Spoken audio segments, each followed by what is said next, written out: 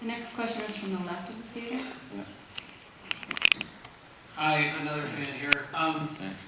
What have you learned from being a parent, and what have you concluded makes a good parent? I'm about to become a parent for the first time. You'll never be better than you are now. Let me assure you of that. This is the best parenting you will ever do. Being a parent, I think, what I take from it, which seems very odd sitting in this theatre with a light shining on me, but I swear this is true, that I believe that when you become a parent, you go from being the star in the movie of your own life to a supporting player in the movie of someone else's life. And for me, the love that comes in is well, you'll never be comfortable again, let's be honest. But it's worth it. It's strange. That's what I think. I don't know. I think it's different for everybody. I really do. I like everything else, I suppose. But I'm very grateful to my son, because he doesn't care about all the stuff that I fuss around sometimes. He's very specific and to the point. I'll give you an example. Are we still on the air or anything like that? Don't worry about it. All right, we can cut this out because I don't like talking about this in broadcasty terms. But if it's just us girls, I'll tell you that there was a time I had to go and do a thing for CBS in New York, and I live in Los Angeles. And it was right around the time of my son's 7th birthday, and I actually would have been out. I was out of town on his birthday, and I felt awful about it. So the weekend before his birthday, he and I went to Vegas on our own in a kind of like, it was like Rain Man. And we got a big, long stretch limo, and we were like going to casinos and stuff. They're like, hey, there's a kid in here. And he's like, no, he's a youthful midget. And we went to see a Cirque du Soleil show, and we had a great time, and it was great, and we went back home, and then I was leaving to be out of town on his birthday. What we had done is he had t-shirts and hats, world's greatest kid, I had world's greatest dad shirt, world's greatest dad hat. And then I said, son, I got to go to New York for this thing, and I feel terrible about it. I'm going to be out of town on your birthday. I'll be back for the party, but I won't be here for your actual birthday, and I feel awful. I just don't know what to say to you. And he said, oh, come on, Dad, didn't you read your hat?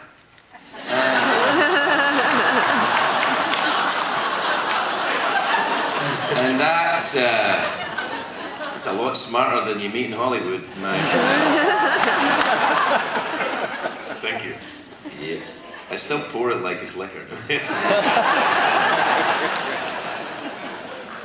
The next question comes from the center of the theater, and bear with us while we pass the mic. Yeah, okay.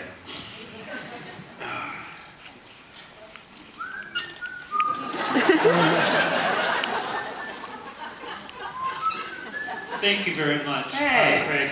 Hey. I'm here with my husband, Jatal, by the way. I have a great love for documentaries. I find that I learn a lot about people, places, and events that have occurred that I otherwise wouldn't be able to experience on my own. Do you have a favorite documentary that ever made you go, wow? Yes, I do actually. Very recently I saw that. I can't remember what it's called, but it's a documentary about the guy that walked the high wire between the World Trade Center and that, which I thought was fascinating. You see that? What was it called again? Man on Wire. Man on a Wire. Yeah, that was great. Yeah, thank you. Next question is from the back left. Hello, Craig. I have a question. What is it that you like about puppets? And if you were a puppet, what kind of puppet would you be? That Barbara Waters gets everywhere, doesn't she? Well,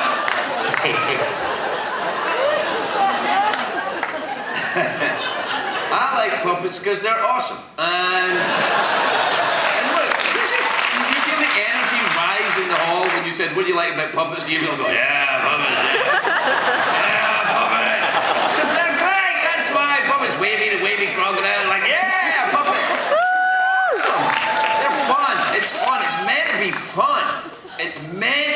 fun. And if I was a puppet, I am a puppet. Didn't you see the thing? Somebody made that, and I'm like, that's awesome. I see that. I think there's the stuff that people said at the show. God. Somebody sent that in. That wasn't commissioned or No, God, CBS. Come on. No, that was somebody. It was a guy. He didn't even send it. He brought it in. I think he lived nearby. Said, "Oh, hey, I made this," and I was like, "Oh, good. I'll use it," and I did. No, it's funny. The first time I used it, its mouth wouldn't work. So he went back and adapted it for no charge. You know, there's a great story that a guy told me once. He was a musician, a guy called Trevor Jones. He did the score to a movie I directed, and his best friend was Jim Henson. And we were talking one night, we were doing the score to this movie, we were talking very late at night in Abbey Road Studios in London, and he was telling me about Jim, who had died maybe 2 or 3 years before that. And he was talking, you know that way you talk very, very late at night and nobody else around, and he was talking about his friend Jim, and apparently, I don't know if this is true or not, but this is what Trevor told me, is apparently when Henson was 10 years old, it was, you know, he had nothing to do, and his mother had an old green coat. And she gave it to the 10-year-old Jim Henson, and he made a frog puppet. Isn't that awesome? doesn't that do something to you? You know, when you see a 10-year-old kid makes a frog puppet, and then it's and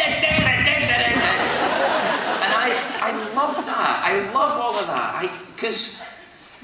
Because I get so fed up with talking to accountants about show business.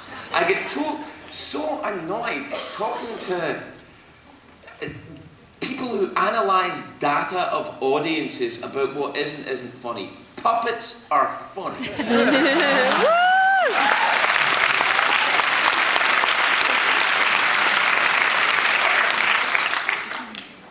Take that, science.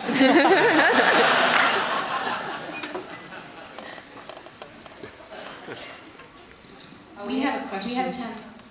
We have 10 questions? We have a question right here on the left of the theater.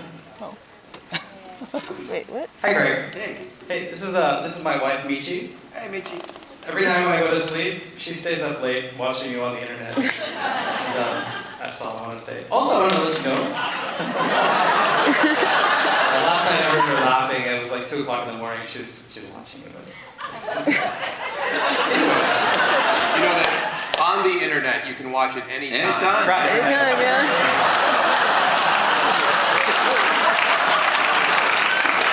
I just wanted to embarrass her a little bit. Thanks. Actually, I was going to say, on Sunday is the Folsom Street Fair. Are you going to Folsom Street Fair? I can't, and so I'm back to LA tomorrow. Okay. Thank you. But thanks. It's the. Are you familiar with the Folsom Street Fair? No, what is it? It's the. I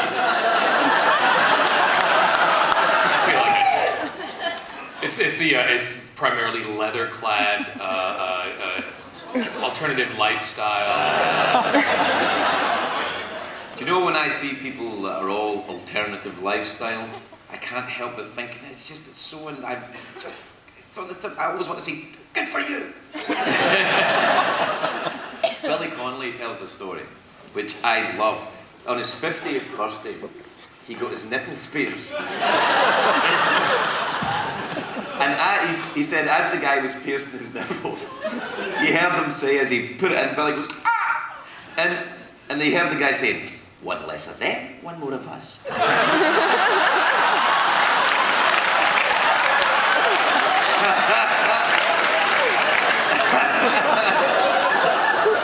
love that.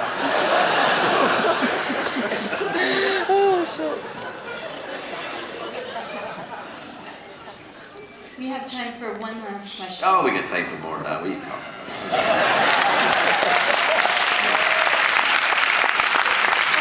I don't know where to go. Where am I going to go in my hotel and think how great I am?